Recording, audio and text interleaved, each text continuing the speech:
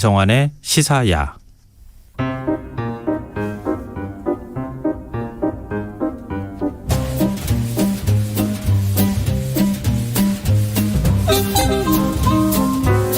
우리가 주목할 만한 판결과 법 관련 이슈들을 살펴보고 사법부의 판단과 국민 법 감정 사이의 괴리감을 줄이는 방법을 찾아가는 시간입니다. 슬기로운 법률 생활, 김선욱 변호사 나와 계십니다. 안녕하세요. 안녕하세요. 네, 오늘 어떤 얘기 갖고 오셨을지 궁금한데요. 네, 최근에 넷플릭스에서 화제가 되고 있는 드라마가 있지 않습니까? 오징어 게임도 뭐 있긴 한데 네. 최근에 이제 화제가 된 게 지옥이라는 드라마가 있습니다. 알고 있습니다. 예. 이제 근데 그 지옥은 뭐 이제 공권력으로 단죄되지 못한 범죄자들을 대상으로 한 사적 복수가 이 드라마의 어떤 중심 소재로 나옵니다. 네. 어떤 뭐 여러 가지 이유로 이제 법의 어떤 그걸 이렇게 어떤 법망을 빠져나간 범죄자를 단죄하는 것인데, 네. 그 외에도 뭐 모범 택시, 뭐 빈센조 같은 뭐 최근에 이제 드라마가 있었는데요. 맞아요. 근데 이제 그걸 보면서 이제 사법부를 비롯한 법치주의 시스템에 대한 이제 대중들의 불신이 어떤 해당 드라마에 대한 어떤 열광으로 이어지지 않았을까, 이런 좀 생각이 들면서 그런 어떤 그 최근에 주목받고 있는 사적 복수, 그러니까 사적 제재라고 합니다. 정식 명칭은 사적 제재라고 하는데, 그런 열망이 어떤 사법부와 국민의 법 감정 사이의 괴리에서 뭔가 발생하고 있는 것이 아닐까라고 해서 그 사적 제재에 대해서 한번 이야기를 한번 해보려고 합니다. 네, 아마 드라마 보신 분들은 많이 아실 거예요. 네네. 법보다 주먹이 더 가깝다. 맞습니다. 근데 역으로 생각하면 네. 저게 불이하고 네. 진짜 저런 사람이 있는데 법적으로 사법부가 처벌하지 않으니 네. 우리 사회의 정의를 위해서 내가 가서 처벌한다. 그렇죠. 뭐 이런 네. 개념이잖아요. 그렇죠. 근데 거기에 묘한 카타르시스를 느낀단 말이에요. 네네. 그 얘기는 역으로 생각하면 네. 그만큼 사법체계에 대한 불신이 크다는 얘기일 수 있는 거잖아요. 예, 맞습니다. 네. 근데 보통 이제 권력자나 이런 사람들이 네. 뭐 검찰에 나오라 그러면은 네. 휠체어 타거나 갑자기 휠체어를 타게 되죠. 갑자기 네. 휠체어 타고 환자부 입고 등장한다거나 네. 그리고 또 법정에 가서도 네. 갑자기 제가 심신미약이라서 지금 네네. 도저히 뭐 예. 구치소나 교도생활이 불가능합니다. 뭐 이렇게 해서 불가능하다. 형집행정지로 풀려나거나 그렇기도 하죠. 실제로 그런 사례들이 있잖아요. 맞습니다. 근데 이런 게 결국은 불신을 조장하는 네네. 그러니까 하나의 원인이 되는 것 같아요. 예. 사실 뭐 그런 경우는 이제 뭐 고위 공직자나 정치인들의 이런 분들이 실제로 이제 사건이 일어나고 나서 형을 이제 자기가 제대로 살 수 없다. 네. 그렇게 하면서 어떤 뭐 진단서 같은 거를 약간 허위로 한다거나 뭐 실제로 그런 사례가 있었죠. 예. 옛날에 그 뭐 제가 특정 사건을 좀 말씀드리기 그렇지만 뭐 어떤 의사랑 이렇게 좀 공모해서 네. 했던 사건도 있었고, 그런 것들을 보면서 이 사람들이 어떤 권력자나 재력을 가진 사람들이 그런 사람들 계속 법망을 빠져나가고, 힘이 없는 사람들은 그냥 뭐 어떻게 어떤 뭐 그 과정에서 생겼던 그러니까 피해자들이 있잖아요. 예. 피해자들은 어떤 정당한 가해자의 어떤 처벌을 어떤 뭐 실현되지 못하는 어떤 울분 속에 있지 않을까, 그런 생각을 이제 하게 되는 거죠. 아니 저는 뭐 검사들 봐도 그래요. 네네. 검사가 소환 조사 받으러 오십시오 이러면은 막 바들바들 떨리잖아요. 가슴이 그렇죠. 막 떨립니다. 네. 그래서 진짜 검사 앞에만 가도 진짜 막 네. 오금이 저린다 이런 얘기를 하는데 네. 검사가 범죄 혐의를 받으면은 네. 나 뭐 조사 일정 못 나가는데 네네. 내가 나가고 싶을 때 나가고 예. 자기 방어권은 어쩜 그렇게 네, 맞습니다. 잘 예. 챙겨가는지 예. 잘 몰라요. 근데 그런 게 불신을 조장하는 거 아닙니까? 예, 사실 뭐 그거 관련해서는 이제 양승태 전 대법원장이 그 법정에서 이제 재판을 받을 때, 사실 본인이 만약 판사였다라면 절대로 제재를 했을 법한 여러 형사소송법의 어떤 권리들을 네. 본인들은 굉장히 이제 아주 모조리 다 실천하면서 재판을 지연시키고 이런 것들을 제가 이제 신문 기사로 봤었거든요. 네. 그런 거 보면은 이제 저희 변호인 입장에서는 제가 만약에 그런 변론을 했더라면 혼났을 텐데 판사한테 양승태 대법원장이면 할 수 있는 건가?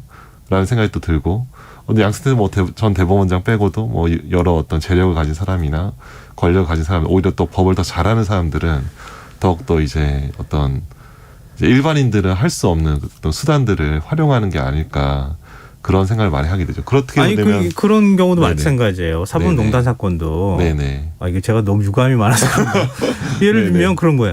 내가 재판에 개입하긴 했어. 네네. 인정해요. 인정하면서 그래도 날 처벌할 수는 없는 거 아니야. 네네.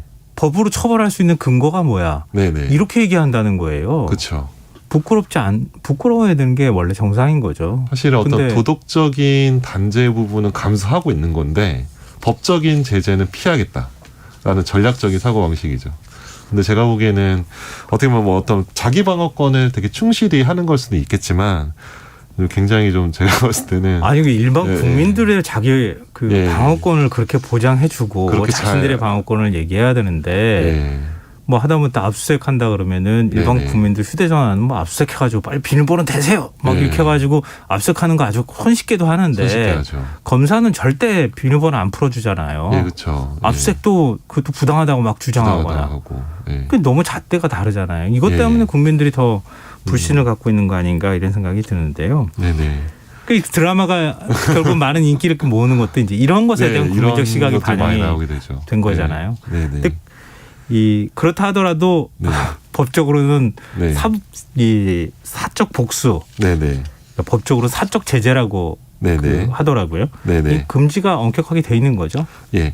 결국 사적 제재라는 것은 이제 근대 시스템, 어떻게 보면 이제 근대 시스템 이전에 국가 권력이 이제 사법 시스템이라는 거를 만들기 시작한 뭐 고대나 중세 국가 때부터 이제 사적 제재는 엄격히 금지가 되었던 것이 사실입니다. 네. 역사적으로 봤을 때. 네. 물론 어떤 결투나 이런 것들이 뭐 되게 예외적으로 허용되긴 하지만 사적 제재는 이제 통상적으로 이런 겁니다. 이제 결국 법에 정해진 절차를 거치지 않고 개인이나 집단에 의해서 결정되고 집행되는 모든 형태의 폭력, 유형적이나 뭐 혹은 사회적 제재를 의미하는데 이제 뭐 그것이 폭력이라면 폭행죄, 뭐 상해라면 상해죄, 살인이면 살인죄로 처벌이 됩니다. 네. 그래서 어떻게 보면 미국 같은 경우에는 이 사적 제재와 관련해서 제가 나중에도 말씀드리겠지만 반린치법이라고 해서 최근에 통과가 됐거든요. 네네. 그런데 그 통과되기 이전에도 사적 제재를 통해서 자신의 어떤 뭐 복수를 실현하는 것에 대해서 오히려 가중 처벌하는 경향이 있습니다. 그런 식으로 왜냐하면 국가 권력 입장에서는 모든 사람들이 사법 시스템에 의지하지 않고 사적 복수를 실현하게 되면은 시스템이 붕괴가 되는 거죠. 그렇죠. 그렇기 때문에 엄격하게 이제 금지하는 것이 현재 뭐 시스템적으로 그렇게 돼 있는 거죠. 네. 실제 재판 사례가 있으면은 판결한 걸 좀 말씀해 주시면 어떨까요? 네네. 이 사건은 저도 사실 그 당시에 뉴스를 보고 되게 깜짝 놀랐었는데요. 네. 여자친구가 있었습니다. 여자친구가 있고 이제 남성이 둘이 있는데 한 사람의 이제 여자친구를 그러니까 그 친구의 남자친구가 자기 친구의 여자친구를 성폭행을 한 거죠. 예. 사실 또 이제 고백을 했고, 예. 사실 한 게 맞다. 그런데 나중에 돼서는 이제 수사에 이제 되고 재판을 받으니까, 나는 이제 뭐 혐의를 부인하기 시작하는 거예요. 네. 혐의를 부인하고 변호사도 선임하고 그 과정에서 이제 여자친구는 더욱더 상처를 받고, 그래서 결국 그 남자친구가 자신의 어떤 결국 자기 여자친구를 성폭행한 자기 친구를 운동장에 불러서 칼로 살인한 사건입니다. 예. 굉장히 사적 복수를 한 거죠. 사적 복수를 정말 이렇게 영화에서나 볼 수 있는 그 복수 그대로 한 거죠. 예. 당시에는 1심에서 징역이 20년이 선고됐거든요. 네. 그리고 실제로 이제 뭐 살인하고 나서 어떤 신체를 훼손하는 그런 것도 있었어요. 굉장히 네네. 끔찍한 범죄였는데 그런데 이제 1심에서 20년이 나오고 2심에서는 오히려 사적 복수이기 때문에 더욱더 가중처벌해서 25년을 부과했습니다. 그리고 이제 대법원에서 확정이 됐고. 네. 그렇다면 이제 저도 사실 이 사건에서 그 해당 피해자와 그 여자분의 어떤 심정은 저도 이해가 못할 바가 아니죠. 어떻게 보면 더욱더 친밀하고 믿었던 사람으로부터 오히려 자기가 배신을 당한 거잖아요. 네. 범죄를 당하고. 그렇죠. 네. 근데 이제 그 과정에서 그것을 이제 어떤 사법 시스템에 맡기지 않고 자신의 손으로 어떻게 보면 복수를 실현했다고 하는 건데 과연 그 여자분도 피해 여자분도 과연 그런 식의 복수를 원했을까 그런 생각이 좀 많이 들더라고요. 실제 그런 사례도 있었고 유명한 사건 같은 경우 최근에 또 사건도 있었잖아요. 네. 고3 딸을 성추행한 상담교사가 있었는데 네. 그 어머니가 이제 그 유인을 해서 그 해당 교사를 칼로 찔러서 죽였죠. 그래서 징역 10년의 중형을 선고받았습니다.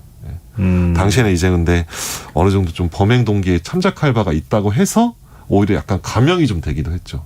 왜냐하면 자기 딸이 성추행을 당했는데 얼마나 어떤 그런 감정적인 어떤 것이 더 격앙이 됐을까라고 그렇죠. 고려했는데 또 그러니까 첫 번째 케이스에서는 어떻게 보면 좀 가중처벌을 하고 두 번째 케이스에서는 좀 더 이게 그러니까 좀 감경 처벌을 하고 그렇게 한 그런 이게 일종의 뭐 눈에는 눈, 네.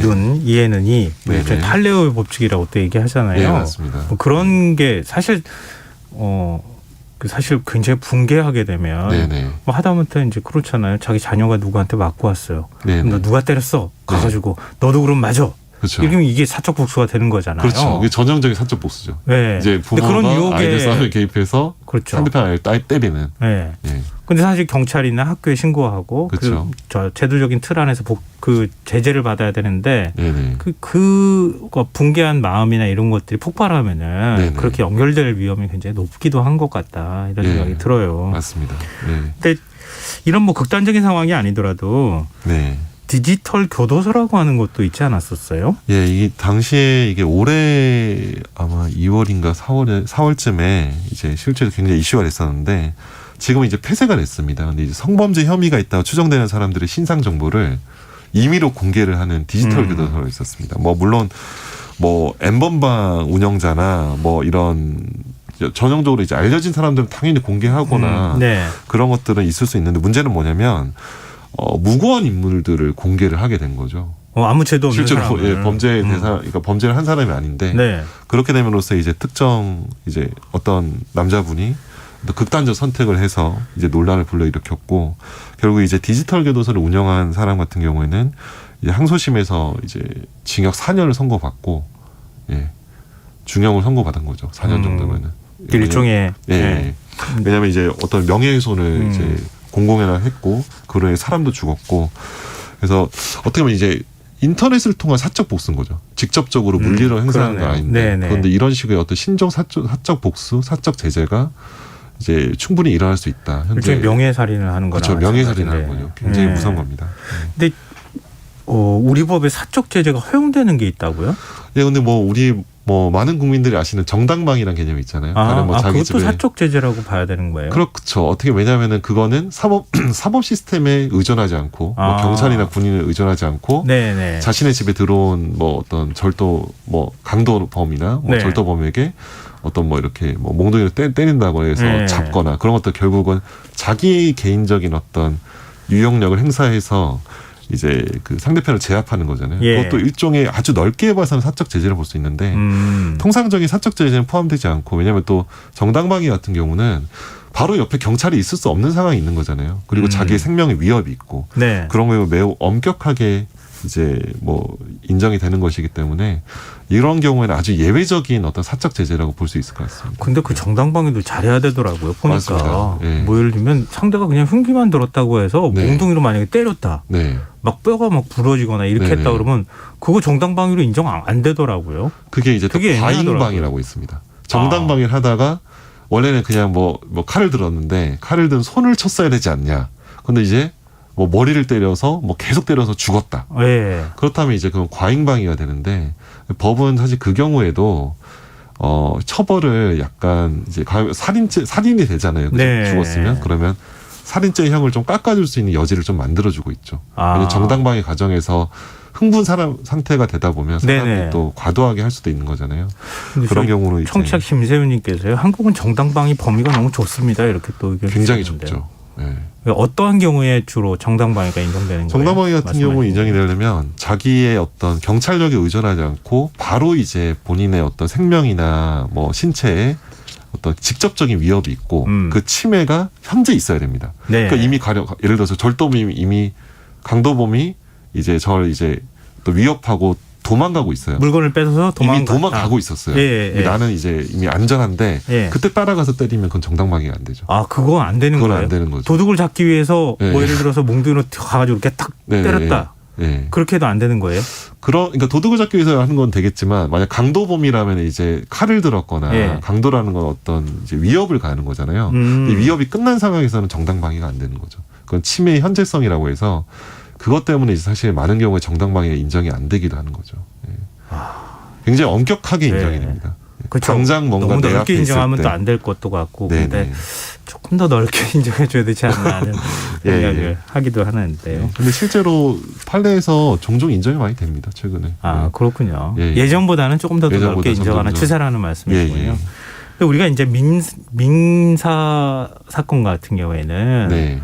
그러니까 형사가 아닌 경우에 사람들 간에 사인과 사인 간에 소송을 네네. 벌이는 경우는 너무 소송도 길고 그렇죠. 네. 이런 경우에 정말 답답하고 네네. 이거 어떻게 해야 되나. 네네. 그 정말 사적 제재나 이런 것에 대한 생각을 할 때가 있을 수도 있을 것 같긴 해요. 요즘 뭐 가령 이런 겁니다. 가령 뭐 제가 이제 누구한테 세를 줬는데 이제 임차인이 안 나가고 있는 거예요. 네. 이제 임대료도 안 주고 이미 예. 기간이 만료가 했는데 마음대로 하십시오. 마음대로 이렇게. 하십시오. 나 배째십시오. 이렇게 하면은 사실 그렇게 인도소송이 명도소송이라는 일본 말이고요. 예. 인도소송을 하는데 그러면 이제 쫓아내야 되죠. 근데 그 판결을 받기까지가 1년이 넘습니다. 보통. 예. 그러면 그 1년 사이에 그 사람은 임대인에게 엄청난 이제 손해를 가하는 거잖아요. 그럼 임대인 입장에서는 당장이라도 사람을 불러서 끌어내고 싶은데 네. 그렇게 되면 그 과정에서 폭행이나 이제 형사처벌을 받을 수 있게 되는 거죠. 저 억지로 끌어내면 안 되는 그렇죠. 거죠. 뭐 물건을 끄집어서 버리면 손괴죄가 되고요. 근데 이제 그런 것들이 이제 사실 제가 상담을 하면서 사람들이 많이 화가 나는 이유가 내가 사법 시스템을 신뢰해서 그쪽에 의존을 했는데 왜 이렇게 오래 걸리냐. 그런 것들이 많이 이제 불신으로 좀 이어지는 측면도 있는 것 같아요. 근데 지금 뭐 임대인 입장에서 말씀하셨으니까 임차인 입장도 있는 거죠. 임차인 입장에서 얘기하자 보면 그렇죠. 아니 계약 기간이 끝나지도 않았는데 그렇죠. 빨리 나가라고. 네네네. 그런 경우도 있죠. 와가지고 계속 괴롭히듯이 얘기한다거나 이렇게 하는 경우에도 참 진짜 굉장히 힘들거든요. 네네. 말도 안 되는 이유로 트집 잡거나 이런 경우도 있을 수 있는데. 네네. 이것도 뭐 사적 보수에 대한 또 혹시 네. 구체적인 사례 또 더 들려주실 게 있나요? 뭐 사적 복수에 대한 구체적인 사례 같은 경우는 뭐 워낙 많긴 한데 뭐 제가 그냥 드라마와 관련해 영화에서 이제 한번 좀 사례가 있었던 얘기하면은 네. 제가 이제 대학교 때 봤던 타임 투 킬이라는 영화가 있었습니다. 예. 산드라 블록이랑 이제 매튜 맥커니라는 되게 유명한 배우가 나오는 건데 자신의 딸을 이제 성폭행한 이제 그 백인 남성을 그 아버지가 예. 법정에서 이제 살해를 하는 사건이거든요. 음. 근데 그 사건을 이제 변호를 하는 경우인데 네. 그 사건 같은 경우는 이제 배심원단이 이미 다 백인이기 때문에 네. 굉장히 아주 낮은 형량의 어떤 이거 어떤 그 성폭행범에게 내릴 게 이제 예견되는 상황에서 그 이제 뭐 실제로 이제 총기를 난사했던 사건인데 그런 영화나 드라마에서 너무나 많이 소재가 되고 있죠. 예. 아까 전에 말씀드렸던 뭐 그 상담교사 살인 사건이나 자기의 어떤 여자친구를 이렇게 성폭행한 사람을 남자친구를 뭐 살인한 사건뿐만 아니라 뭐 드라마나 영화에서 너무나 많이 소재가 되고 있습니다.